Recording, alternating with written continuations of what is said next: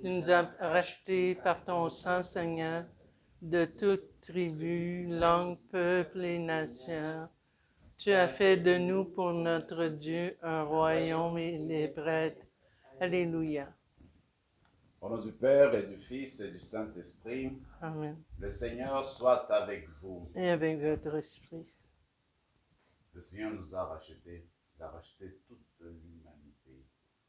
Et notre devoir à nous, c'est justement entrer dans cet élan de rédemption, nous ouvrir aussi à toute l'humanité, chercher le bien de toute l'humanité. C'est le lot de chaque cœur chrétien, un cœur universel. Bientôt, nous allons célébrer l'ascension du Seigneur, parce que dans plusieurs pays, nous le faisons le dimanche. Et le Seigneur, quand il retourne vers le Père, c'est encore pour l'humanité. Il va être l'intercesseur de toute l'humanité. Déjà à partir de maintenant, apprenons à porter toute l'humanité dans nos cœurs. Apprenons aussi à porter dans nos cœurs les personnes que nous connaissons, qui sont autour de nous, qui sont dans le besoin d'assistance spirituelle, qui sont dans le besoin de soutien spirituel. Commençons par nous tourner vers ce Dieu miséricordieux qui ne cesse de purifier nos cœurs chaque fois que nous allons vers lui.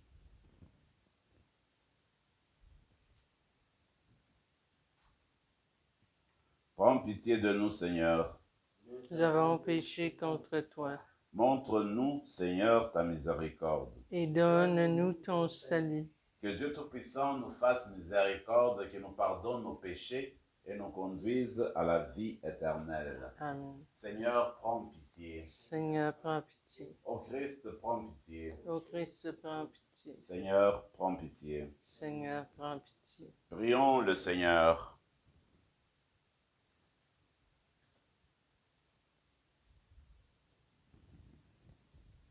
Seigneur, écoute nos prières.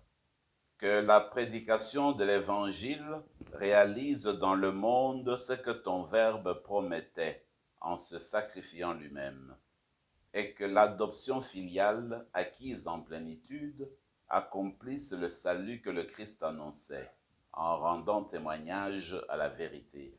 Lui qui vit et règne avec toi dans l'unité du Saint-Esprit, Dieu, pour les siècles des siècles. Amen.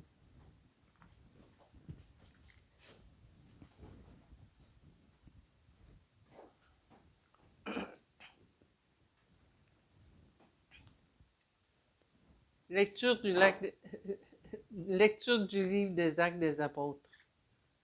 À Corinthe, une nuit, le Seigneur dit à Paul dans une vision, « Sois sans crainte, parle, ne garde pas le silence, je suis avec toi, et personne ne s'en prendra à toi pour te maltraiter, car dans cette ville j'ai pour moi un peuple nombreux. » Paul y séjourna 1 an et demi, et il enseignait parmi les Corinthiens la parole de Dieu.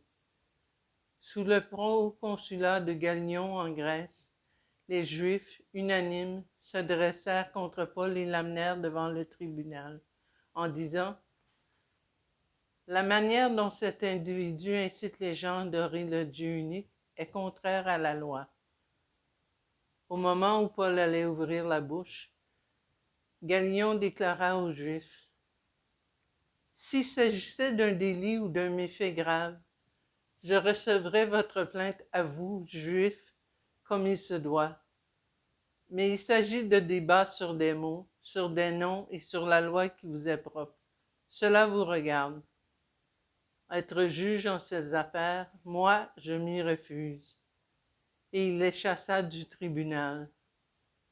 Tous alors se saisirent de Sosthène, chef de synagogue, et se mirent à le frapper devant le tribunal, tandis que Galion restait complètement indifférent. Paul demeura encore assez longtemps en Corinthe. Puis il fit ses adieux aux frères et s'embarqua pour la Syrie, accompagné de Priscille et d'Aquila. À Sancré, il s'était fait raser la tête, car le vœu qui le liait avait pris fin. Parole du Seigneur. Nous rendons grâce à Dieu. Dieu est roi de toute la terre. Dieu est roi de toute la terre. Tous les peuples, battez des mains, acclamez Dieu par vos cris de joie, car le Seigneur est le Très-Haut, le Redoutable, le grand roi sur toute la terre. Dieu est le roi de toute la terre. Celui qui nous soumet des nations, qui tient des peuples sous nos pieds, il choisit pour nous l'héritage, fierté de Jacob, son bien-aimé. Dieu est le roi de toute la terre. Dieu s'élève parmi les ovations, le Seigneur aux éclats du corps. Sonnez pour notre Dieu, sonnez. Sonnez pour notre roi, sonnez. Dieu est le roi de toute la terre.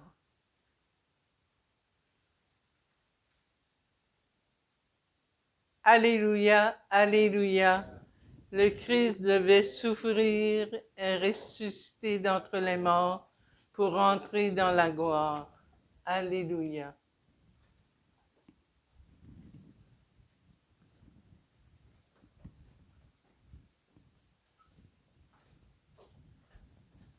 Le Seigneur soit avec vous. Avec votre esprit. Évangile de Jésus-Christ selon Saint Jean. Gloire à toi, Seigneur. En ce temps-là, Jésus disait à ses disciples, Amen, Amen, je vous le dis, vous allez pleurer et vous lamenter, tandis que le monde se réjouira. Vous serez dans la peine, mais votre peine se changera en joie. La femme qui enfante est dans la peine parce que son heure est arrivée. Mais quand l'enfant est né, elle ne se souvient plus de sa souffrance, toute heureuse qu'un être humain soit venu au monde. Vous aussi, maintenant vous êtes dans la peine.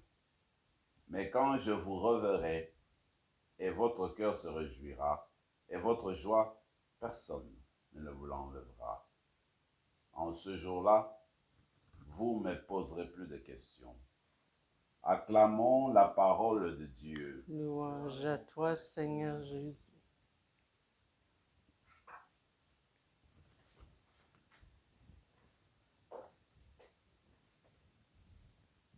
Paul a donc évangélisé l'Europe. La première ville, c'était celle de Philippe. Il y a eu la ville de Thessalonique. Et voilà que la troisième ville, c'est la ville de Corinthe, comme on le sait.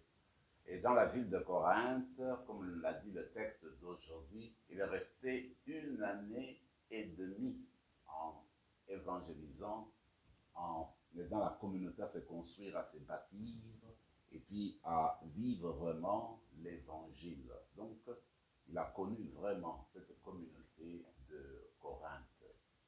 Et ce qui est frappant, c'est de voir que le texte nous dit, dès le début de son séjour à Corinthe, Paul, dans sa prière, il a reçu une assurance du Seigneur. Dans sa vision, eh bien, Dieu l'encourageait à persévérer dans le ministère de l'annonce de l'Évangile. Il dit, continue à faire le travail. Moi, je suis là, je suis avec toi. Et puis, dans cette vie-là, j'ai beaucoup de personnes, n'est-ce pas, qui vont te soutenir dans ce sens-là. Alors, Paul a pris des ailes, et puis il a évangélisé comme il devait, n'est-ce pas, la ville de Corinthe. Et puis, il y a eu un incident. Voilà que les Juifs qui se fatiguaient de lui, qui voyaient comment il obtenait beaucoup d'adeptes, sont partis l'accuser chez le gouverneur Galion, de voir si on peut l'arrêter à faire ce qu'il faisait, qu'il détournait, n'est-ce pas, les gens de la religion juive. Mais, comme le Seigneur l'a dit, Galion ne voit pas le problème là-dedans, il ne touche pas à Paul. Moi, je me dis, quand le Seigneur nous a fait une promesse, quand nous posons notre foi dans le Seigneur, quand notre espérance est en lui, on ne sera jamais déçu. Et le Seigneur a toujours son dernier mot. Le Seigneur a toujours, n'est-ce pas, le mot qu'il prononce à la dernière heure. Il a toujours sa dernière minute, sa dernière seconde. Continuant dans son ministère à Corinthe, Paul a affirmé davantage à la communauté comment il devait rester fidèle à cet amour du Christ. Et il continue à travailler avec le couple dont on a parlé hier, Priscille et Aquila. Et puis à un moment donné, ils vont quitter d'ailleurs le 3, n'est-ce pas, la ville de Corinthe. Moi, je me dis, dans cet exemple de Paul, il me semble qu'aujourd'hui, nous sommes invités à nous ouvrir davantage au Seigneur. Il est impensable de voir que Paul, dans son zèle apostolique, n'avait pas le cœur ancré dans la prière, le cœur ancré en Jésus-Christ. Il avait cette confiance en Jésus-Christ et il s'est basé, il s'est soutenu sur lui il s'est basé sur lui, je veux dire, il s'est basé sur lui justement pour annoncer l'évangile de Dieu. Alors, suivons l'exemple de Paul.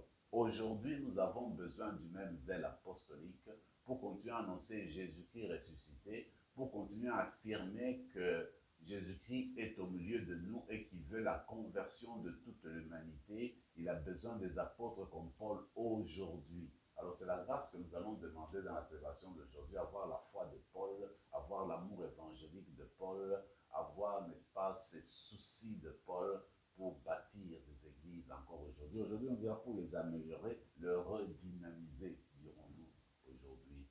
Dans l'évangile, le Seigneur revient encore à son départ et cette fois-là, il essaie aussi d'encourager les apôtres. Il dit, écoutez, c'est normal, vous serez tristes.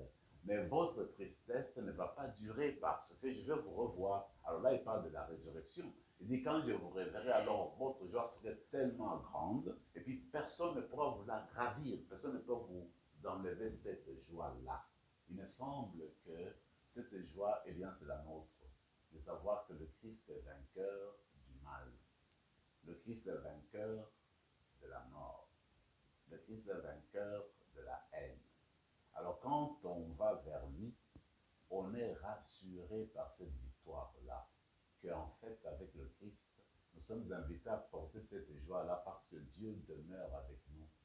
Et Paul avait raison quand il écrivait et dire, écoutez, qui peut, n'est-ce pas, nous séparer de l'amour du Christ? Parce que le Christ, avec le Christ, on a tout. Avec Dieu, on a tout. Alors quand on s'appuie sur lui, on ne peut avoir que cette joie-là, de savoir que nous avançons avec lui et que nous avons besoin de son soutien et nous avons besoin de sa lumière, de son esprit pour avancer sur notre chemin, n'est-ce pas, sur les routes de ce monde-ci. Moi, je me dis, c'est peut-être l'occasion maintenant d'approfondir le sens de la présence du ressuscité dans nos vies. On le sait, l'ascension que nous allons bientôt célébrer le dimanche dit cela. En fait, le Seigneur est parti, mais il reste présent au milieu de nous, sous un autre mode. Mais il continue à nous aider, il continue à être présent. C'est à nous de nous ouvrir davantage à lui, d'être en mesure de voir sa présence, de voir ses clins d'œil, de voir les signes qu'il nous donne. Par contre, si nous restons fermés sur nous-mêmes, ça sera difficile de le réaliser, difficile de le détecter. Alors, ce qu'il nous faudrait, c'est justement son assistance, l'assistance de l'esprit. Il doit nous ouvrir l'oreille intérieure. Il doit nous ouvrir aussi l'œil intérieur pour qu'on soit en mesure continuellement de voir les signes de Dieu, de voir comment Dieu nous appelle aujourd'hui dans différents événements pour qu'on continue à porter son témoignage. Que la célébration d'aujourd'hui, qui nous conduit presque vers la conclusion de temps pascal, il va nous rester encore une semaine parce qu'on doit fêter la Pentecôte, eh bien, qu'on continue à raffermir notre foi en Jésus ressuscité. Et ce ne sont pas des mots. Quand nous disons Jésus ressuscité, c'est-à-dire qu'il est vivant. Et ça, encore là, ce ne sont pas des mots. Jésus n'est pas vivant juste pour être vivant, c'est-à-dire qu'il est actif dans notre vie personnelle. Alors, il faut le redécouvrir, il faut le ressentir comme faisait Paul. Alors demandons cette grâce-là de vivre avec le Seigneur ressuscité vivant aujourd'hui au cœur de nos vies. Amen.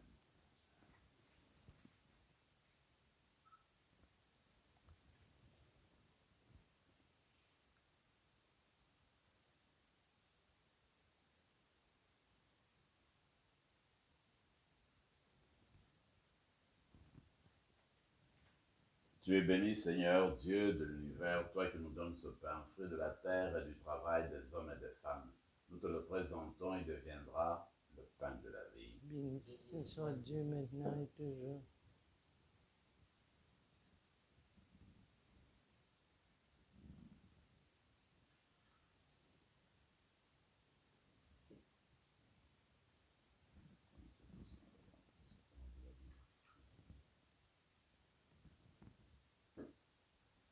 Tu es béni, Seigneur, Dieu de l'univers, toi qui nous donnes ce vin, fruit de la vigne et du travail des hommes et des femmes. Nous te le présentons, il deviendra le vin du royaume éternel. Béni soit Dieu maintenant et toujours.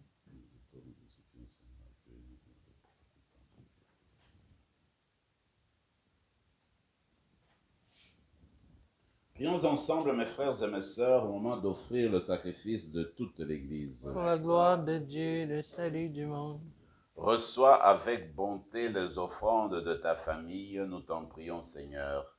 Garde-la sous ta protection, qu'elle ne perde aucun des bienfaits déjà reçus et parvienne aux dons éternels par le Christ, notre Seigneur. Amen. Le Seigneur soit avec vous. Et avec votre esprit. Élevons notre cœur. Nous retournons vers le Seigneur. Rendons grâce au Seigneur, notre Dieu. Cela est juste et bon.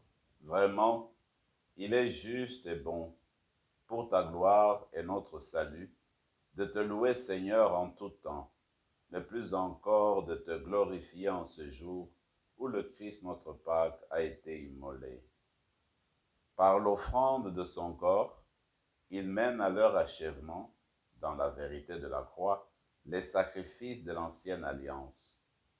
Et quand il te remet son esprit pour notre salut, il est à lui seul le prêtre, l'autel et l'agneau du sacrifice. C'est pourquoi la joie pascale rayonne par tout l'univers, la terre entière exulte, les puissances d'en haut et les anges dans le ciel chantent sans fin l'hymne de ta gloire. Saint, Saint, Saint, le Seigneur Dieu de l'univers, le ciel et la terre sont remplis de ta gloire. Hosanna au plus haut des cieux. Béni soit celui qui vient au nom du Seigneur. Hosanna au plus haut des cieux. Toi qui es vraiment saint, toi qui es la source de toute sainteté, Seigneur, nous te prions. Sanctifie ces offrandes en répandant sur elles ton esprit, qu'elles deviennent pour nous le corps et le sang de Jésus, le Christ, notre Seigneur. Au moment d'être livré et d'entrer librement dans sa passion, il prit le pain, il rendit grâce, il le rompit et le donna à ses disciples en disant, « Prenez et mangez-en tous. Ceci est mon corps, livré pour vous. »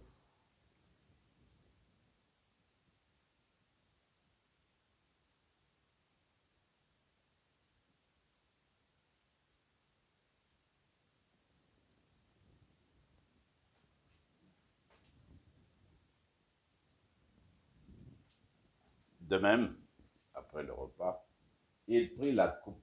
De nouveau, il rendit grâce et la donna à ses disciples en disant, « Prenez et buvez-en tous, car ceci est la coupe de mon sang, le sang de l'alliance nouvelle et éternelle, qui sera versé pour vous et pour la multitude en rémission des péchés. Vous ferez cela en mémoire de moi. »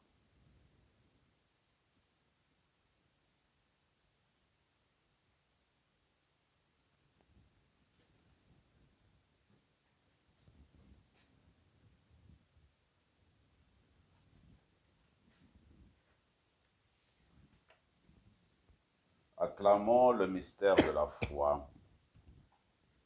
Quand nous mangeons ce pain et buvons dans cette coupe, nous annonçons ta mort, Seigneur ressuscité, et nous attendons que tu viennes. En faisant mémoire de la mort et de la résurrection de ton Fils, nous t'offrons, Seigneur, le pain de la vie et la coupe du salut. Et nous te rendons grâce car tu nous as estimés dignes de nous tenir devant toi pour te servir. Humblement, nous te demandons qu'en ayant part au corps et au sang du Christ, nous soyons rassemblés par l'Esprit Saint en un seul corps. Souviens-toi, Seigneur, de ton Église répandue à travers le monde. Fais-la grandir dans ta charité en union avec notre pape François, notre évêque Marcel et tous les évêques, les prêtres et les diacres. Souviens-toi aussi de nos frères et sœurs qui se sont endormis dans l'espérance de la résurrection. Et souviens-toi, dans ta miséricorde, de tous les défunts. Accueille-les dans la lumière de ton visage. Sur nous tous, enfin, nous implorons ta bonté. Permets qu'avec la Vierge Marie, la bienheureuse Mère de Dieu, avec Saint Joseph son époux, les apôtres et tous les saints qui ont fait ta joie au long des âges, nous ayons part à la vie éternelle et que nous chantions ta louange et ta gloire par ton Fils Jésus, le Christ. Par lui, avec lui et en lui, à toi, Dieu le Père Tout-Puissant, dans l'unité du Saint-Esprit, tout honneur et toute gloire pour les siècles des siècles. Amen.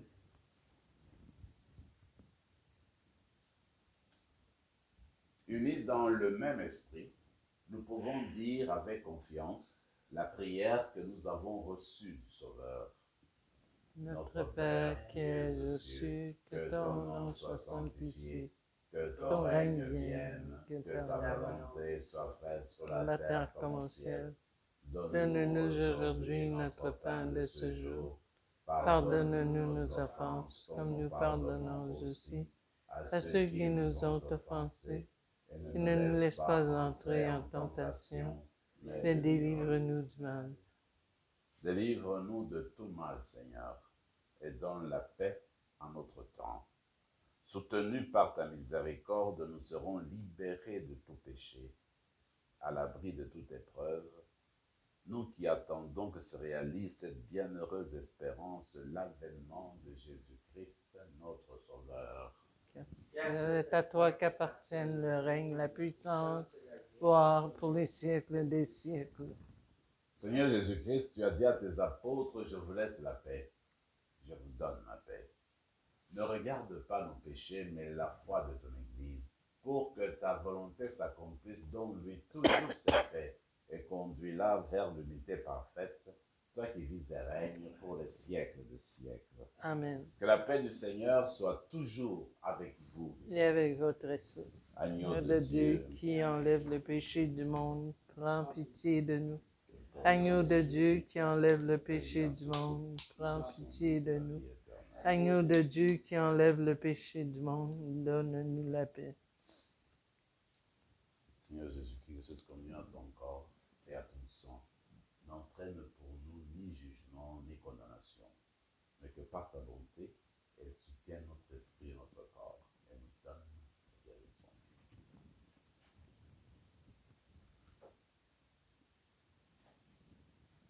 Voici l'agneau de Dieu, voici celui qui enlève les péchés du monde. Heureux les invités au repas des noces de l'agneau. Seigneur, je ne suis pas digne de te recevoir, mais dis seulement une parole et je serai guéri. Que le corps et le sang de Christ nous gardent pour la vie éternelle. Amen.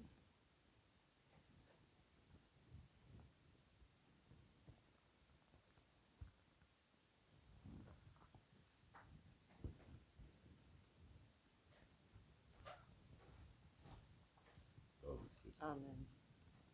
Le corps du Christ.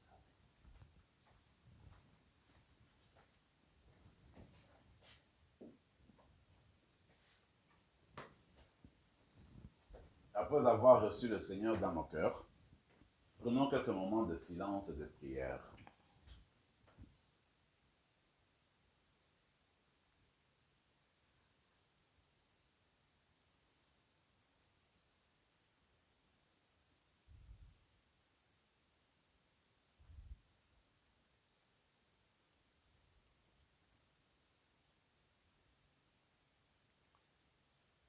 Le Christ, notre Seigneur, livré pour nous est ressuscité pour nous rendre justes.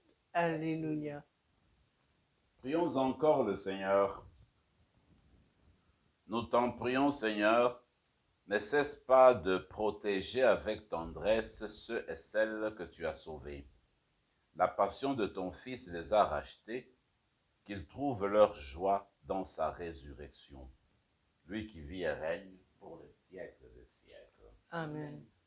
Le Seigneur soit avec vous. et avec votre esprit. Et que Dieu Tout-Puissant vous bénisse, le Père, le Fils et le Saint-Esprit. Amen. Allez dans la paix du Christ. Nous rendons grâce à Dieu.